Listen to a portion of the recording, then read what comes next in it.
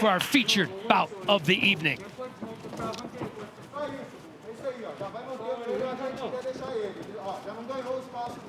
Scheffel in the red, Murzakanov. And you see how Murzakanov bounces in and out, just waiting for his moment to spring forward and attack. Very light on his feet for a guy who walks on trees. And you see Scheffel sitting back. He's trying to counter. Yeah, look at that.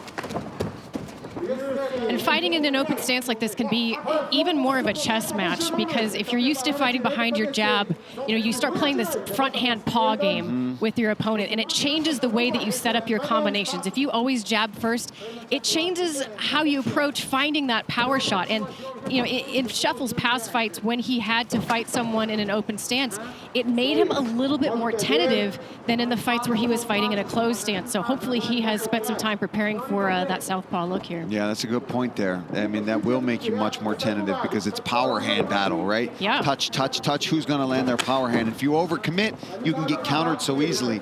And when you're facing the southpaw, you always have to be cautious, even if there's not a kicker of that, right? Exactly. Both guys have that open stance, but the kick from Murzakanov is going to be more dangerous because of the liver, obviously. But so far, Scheffel's the one that's throwing them.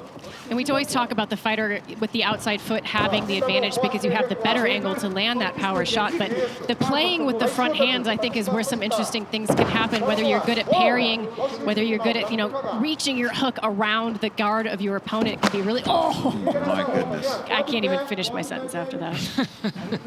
7 first-round finishes for Murzakanov. Active early and often, such a fun style. He generally moves in and out, lands the kick there.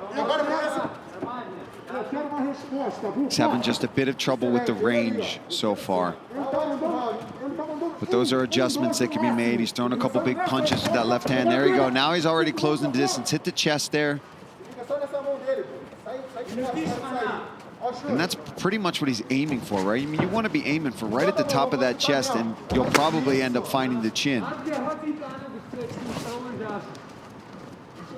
How do you find that range if you're a Murzakanov against a taller fighter who has a 3.5-inch reach advantage? How difficult is that? Well, I think it's about creating traffic, right? If you're looking to close range, you have to create traffic. So, use your jab, even though the jab is different here from this closed stance. Show those level changes, and then he's so good at exploding when he wants to. It's a matter of he's figuring things out. He's figuring things out here, and I can imagine very shortly we're going to see him successfully close the distance. He's so good at it. Yeah, and as far as when I say aim for the chest, a lot of times you want to do that because obviously the head moves, right? Oh my God! That's it! He found it! Oh, he found it, and he followed it up after a shot on cue.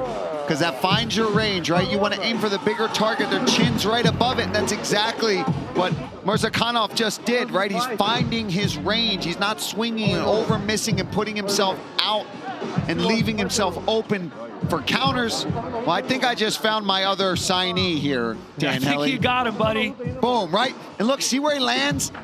He landed that right on the neck/chin area, where if you're aiming a little bit too high, you're not going to find that sweet spot. So you aim a little lower for the chest, and the compensation is going to land right there. And boom, look at that short right hook right on the jaw of Scheffel. And then all of this, you see Hermtine trying to get in there to get him off, but he lands one more. Perfect little right hook as he's circling off to his left, just springing all that power with it. Such heavy hands. The professional is what Azamat Murzakanov is nicknamed, and you can see why he was the biggest favorite on the card at -490. He remains undefeated, improves to 10-0 on his career, and one would assume with that performance likely to earn a UFC contract. He was actually scheduled to fight in the UFC back in 2017, pulled out of that with an injury, then got a 2-year suspension from USADA, and now he is back and back with a fury. Yeah, hopefully he figured all those problems out. Because he looked good tonight. I mean, really found his target. Now time for the official decision, brought to you by Zip Recruiter, as Laura Sanko makes her way into the octagon. Laura.